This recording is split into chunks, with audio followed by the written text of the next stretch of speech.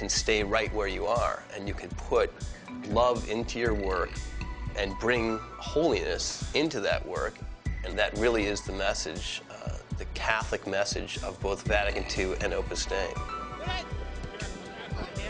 My favorite teaching of St. Josemaria, the universal call to holiness, that somehow my job is to find holiness and to bring holiness into ordinary circumstances like this one.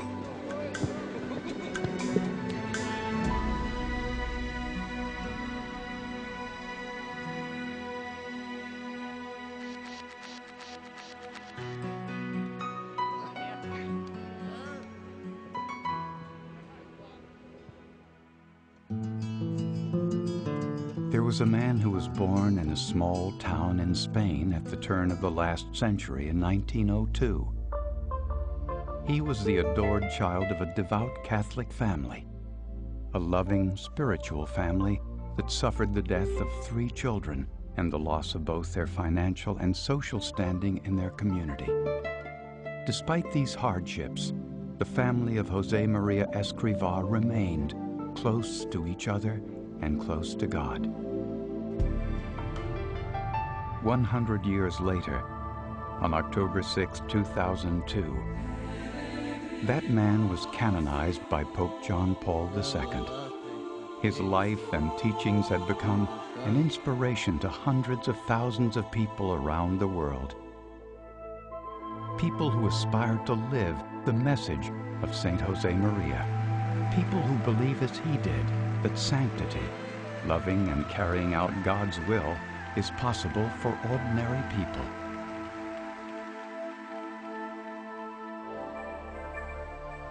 As a young priest, Father Josemaria Escrivá felt a deep yearning to do more, to be more.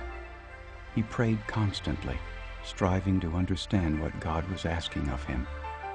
One day, after years of thought and prayer, he saw what God wanted him to do: to proclaim that all people can become saints while living ordinary lives in the world, and that what God asks of each of us is to do just that.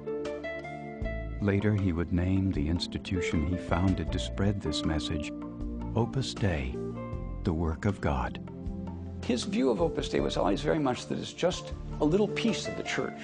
It's the Catholic Church lived in a special way, but really basically just the church.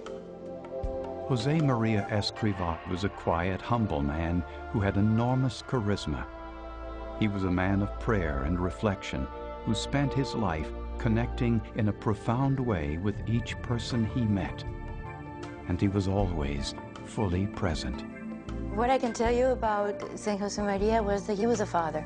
He really was a father, and a father with a motherly heart. If St. Josemaria were here in this room, what would he think? I think he would be excited that there are people in the work that live and breathe corporate America and don't want to leave it to pursue a life of holiness. Ampersand selected equals comma 6. Within Christianity, there are those who view the pursuit of wealth as sort of an evil. And so you have to be dirt poor and you have to shun technology. And then on the other side of the spectrum, you have people who equate business success with a sort of holiness, if you will. It's sort of the prosperity, Christianity. Well, God blesses me because I won this business deal, I think that God, for the most part, stays out of our business. He gives us human talents, and he gives us at times inspiration and insights. But he expects us to work for what we get, and it requires, sacrifice. There's whole books of the Old Testament that lay down in great detail what can be offered to God and what can't. And he says, I want the lamb that's 1-year-old, male, without blemish. I don't want the mangy goat. It's nested in this grid. If we're going to say to God, this is the manifestation of my love for you, well, we don't want it to be a mangy goat. We want it to be something as good as we can make it. I got to play well. If I don't, I can't offer it up. I try to win. So your intention is not It's just the intention, right?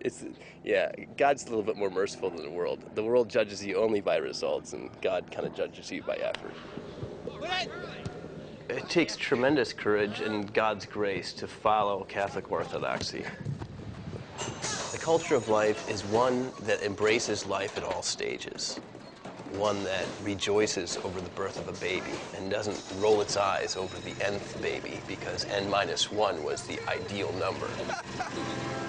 A culture of life is one who loves a person who is aging beyond their normal productive human capacity. 5 fabulous kids. I have a hard time keeping up, probably hear that quite a bit, but they are so full of life and they give so much joy back. They're beyond any expectation that we can have.